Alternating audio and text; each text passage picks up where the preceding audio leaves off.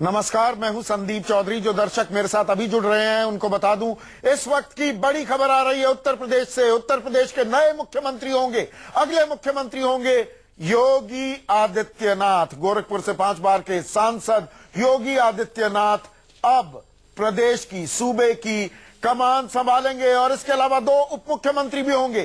केशव प्रसाद मौर्य प्रदेश अध्यक्ष बीजेपी के, और दिनेश शर्मा जो लखनऊ के मेयर हैं वो उप मुख्यमंत्री होंगे। ऐसे में सबसे बड़ा सवाल ये कि क्या योगी आदित्यनाथ प्रधानमंत्री मोदी के सबका साथ सबका विकास का नारा, उनका एजेंडा आगे बढ़ा पाएंगे। मेरे साथ कुछ खास मेहमान बने हुए हैं, लेकिन पहले आपको लिए चलूंगा लखनऊ में ही मौजूद हमारे UP bureau chief Ashok Tiwari के पास।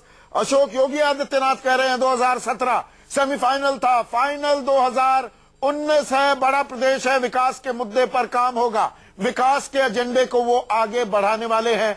अंदर विधायक दल की बैठक में क्या हुआ और बाहर किस तरह का उत्साह है, जोश है, उसकी थोड़ी वानगी दीजिए अशोक। देखिए संदीप जी, मैं आपको बताऊं कि आज जब बीजेपी के विधायकों की बैठक शुरू हुई और जब योगी आदित्यनाथ अंदर पहुंचे तो योगी के समर्थन में वहां पर जमकर नारेबाजी हुई। और उसके बाद सुरेश खन्ना, जो कि उत्तर प्रदेश विधानसभा में बीजेपी विधायक दल के नेता हैं, उन्होंने वहां पर प्रस्ताव पेश किया योगी को विधायक दल का नेता चुने जाने को लेकर, उन्हें मुख्यमंत्री बनाए जाने को लेकर। उस पर सर्वसम्मति से प्रस्ताव पास किया गया और योगी को विधायक दल का नेता चुना गया, यानी योगी अब उत्तर प्रदेश के मुख्यमंत्री होंगे। इसके बाद 2 डिप्टी सीएम पर भी सहमति बनी, जिसमें डॉक्टर दिनेश शर्मा, जो कि लखनऊ से मेयर है, बीजेपी के राष्ट्रीय उपाध्यक्ष और गुजरात के प्रभारी बनाए गए थे। इनको लेकर भी ये चर्चा काफी दिनों से चल रही थी कि ये भी मुख्यमंत्री पद की दौड़ में थे, लेकिन फिलहाल उन्हें डिप्टी मुख्यमंत्री के पद से नवाजा गया है। और दूसरे जो अहम किरदार इस बार विधानसभा चुनाव में जिनका देखने को मिला है, केशव प्रसाद मौर्य यूपी बीजेपी के अध्यक्ष हैं, उनको भी डिप्टी सीएम बनाया गया है। इस वक्त हमारे साथ धर्मपाल जी मौजूद है, जो कि उपनेता विधानसभा में बीजेपी विधायक दल के उपनेता है। उनसे बात करेंगे कि क्या हुआ अंदर और क्या बोले योगी। धर्मपाल जी, पहले तो आपको बहुत बहुत बधाई, योगी जी सीएम हो गए। अब मुझे ये बताइए कि अंदर हुआ क्या, क्या बोले योगी, क्योंकि हमें ये जानकारी है योगी ने कहा कि 2017 का चुनाव सेमीफाइनल था, 2019 फाइनल होगा। ऐसा है, आदरणीय आदित्यनाथ योगी का प्रस्ताव माननीय सुरेश खन्ना नेता विधानमंडल दल ने किया। मैं डिप्टी लीडर हूँ विधानमंडल दल का, मैं उनका प्रस्तावक था। मैंने माननीय सुरेश खन्ना जी ने जो प्रस्ताव रखा उसका अनुमोदन किया। माननीय आदित्यनाथ योगी जी उत्तर प्रदेश के मुख्यमंत्री सर्वसम्मति से घोषित हुए और इससे पूरे सदन में एक उत्साह का वातावरण बना। माननीय योगी जी ने कहा कि उत्तर प्रदेश की जनता को कल्याणकारी राज्य दिया जाएगा, सबके साथ न्याय किया जाएगा और बड़े उत्साह के साथ 2019। तो वहां पर क्या हुआ, ये आगे हम और ब्यौरा लेंगे। अशोक, आपके साथ केंद्रीय मंत्री गिरिराज सिंह मेरे साथ जुड़ चुके हैं। गिरिराज सिंह, योगी आदित्यनाथ हिंदूवादी चेहरा है, वो उत्तर प्रदेश के मुख्यमंत्री होंगे, आपकी प्रतिक्रिया? देखिए, ये खुशी की बात है कि एक राष्ट्रवादी व्यक्ति जिनका सोच राष्ट्र के प्रति समर्पण है और सबका साथ सबका विकास हमारे प्रधानमंत्री का नारा है। नारा ही नहीं व्यवहार है, व्यवहार ही नहीं कृतित्व है, जो आज करके दिखाया है, उन्हीं को लेकर के योगी जी आगे चलेंगे। ये हम लोग के लिए खुशी की बात है कि आज एक ऐसा राष्ट्रवादी व्यक्ति बैठा है जिसमें सच कहने की ताकत। सच कहते हैं, कई दफा लोगों को बात कड़वी भी लगती है। प्रधानमंत्री मोदी का आपने गिरिराज बाबू जिक्र किया, वो कहते हैं ऐसा बहुमत मिला है, विनम्र रहने की भी जरूरत है। तो विनम्रता और योगी आदित्यनाथ कैसे देखते हैं आप इसको? देखिए, विनम्रता व्यवहार में होनी चाहिए, सच कहने में विनम्रता का कहीं कोई दोनों एक दूसरे का कोई नहीं है कि जो सच कहेगा वो विनम्र नहीं होगा। विनम्रता एक स्वभाव है और विनम्रता एक व्यवहार है।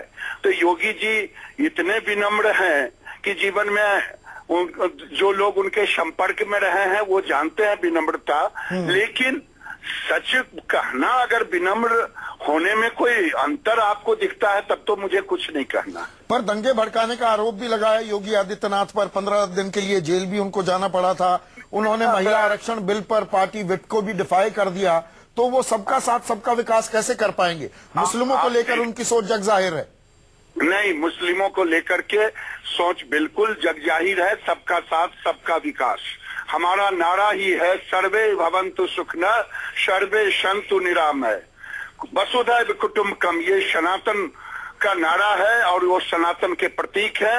मैं समझता हूं कि इनसे अच्छा सबका साथ सबका विकास लेके चलने वाला व्यक्ति दूसरा नहीं हो। दो उप मुख्यमंत्री की क्या जरूरत आन पड़ी गिरिराज बाबू? इतना बड़ा प्रदेश है महाराज, देश का 5वां भाग आबादी के आधार से उत्तर प्रदेश है और हमें वहाँ सब कुछ चाहिए, विकास भी चाहिए, कानून भी चाहिए, सबका साथ सबका विकास। ये तो अच्छी बात है, दो सहयोगी लेके चले। तो अब हिंदुत्व की राह पर चलेगी बीजेपी, राष्ट्रवाद के नीति पे चलेगी बीजेपी। और राष्ट्रवादी होना कोई गुनाह नहीं है, राष्ट्रवादी होना अच्छी बात है। बहुत बहुत शुक्रिया गिरिराज सिंह, आपने वक्त निकाला। अभी आपको मैं एक मिनट मैं अपने सहयोगी के पास आपको लिए चलता हूं। अशोक तिवारी, आपके साथ कुछ लोग हैं। विधायक दल की बैठक के अंदर क्या हुआ ये जानना भी मेरे दर्शकों के लिए जरूरी है। अशोक,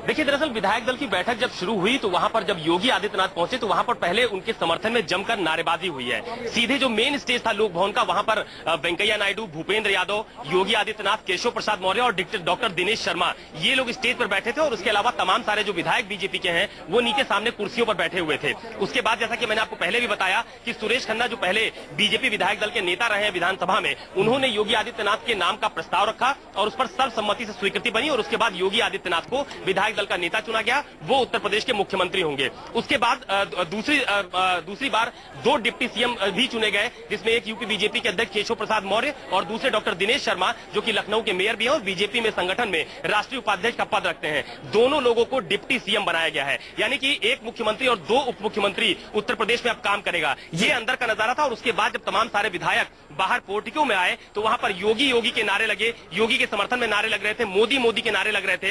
ये नजारा बैठक के बाद पोर्टिको का था। इसके बाद एक तस्वीर मैं आपको ये लोक भवन के बाहर की भी दिखाना चाहूंगा। यहाँ पर आप देख रहे होंगे कि बीजेपी के तमाम सारे जो समर्थक हैं वो मोदी मोदी के समर्थन में नारेबाजी कर रहे हैं। अभी थोड़ी देर पहले तक जो लोक भवन का मेन गेट था वो बंद था, लेकिन उसके बाद जब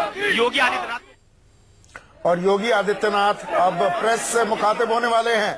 उत्तर प्रदेश के नए मुख्यमंत्री अभी शपथ नहीं ली है, लेकिन विधायक दल के नेता चुन लिए गए हैं। उनके साथ केंद्रीय पर्यवेक्षक, केंद्रीय मंत्री भी हैं वेंकैया नायडू, साथ में प्रदेश प्रभारी ओम माथुर और उनके दाहिनी ओर प्रदेश अध्यक्ष और अब उप मुख्यमंत्री बनने जा रहे केशव प्रसाद मौर्य प्रेस से मुखातिब होते हुए। आप एक क्विक कमेंट करना चाह रहे थे इससे पहले कि हम योगी की बात सुने। संतोष भाई, मैं गिरिराज जी से पूछना चाह रहा था, वो बार बार राष्ट्रवाद का नाम ले रहे थे। इसका मतलब है कि जो हिंदू है वही राष्ट्रवादी है, जो हिंदू नहीं है वो राष्ट्रवादी नहीं है, क्या उनका मतलब ये था? ये उनकी था। ये अभी मैं आगे गोपाल अग्रवाल भी हमारे साथ जुड़ गए हैं, जो कि भाई मैंने मुसलमानों का सवाल पूछा, सबका साथ सबका विकास। आपने जो वो शाहरुख खान को हाफिज सईद से जोड़ देते हैं योगी आदित्यनाथ। ताजा मसला है, कोई पुरानी बात नहीं। तो ये सवाल, इसका जवाब देना जरूरी है कि नहीं है?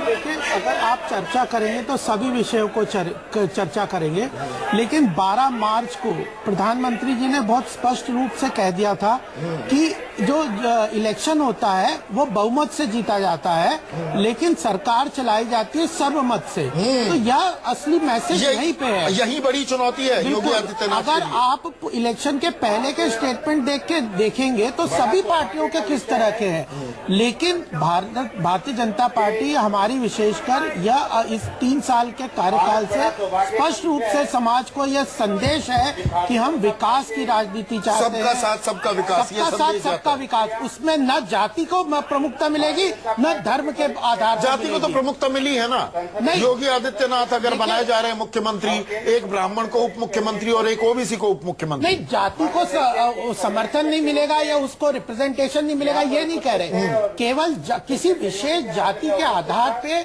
उसी के जैसे समाजवादी पार्टी के उसमें देख लें, किसी विशेष जाति के लिए है, और जो पार्टियां विशेष जाति के ऊपर से जो काम करती है, अल्टीमेटली देखिए हमें सरकार चलानी है और उत्तर प्रदेश में का विकास हुए बगैर। आप ये मानते हैं कि योगी एक पोलराइजिंग फिगर है?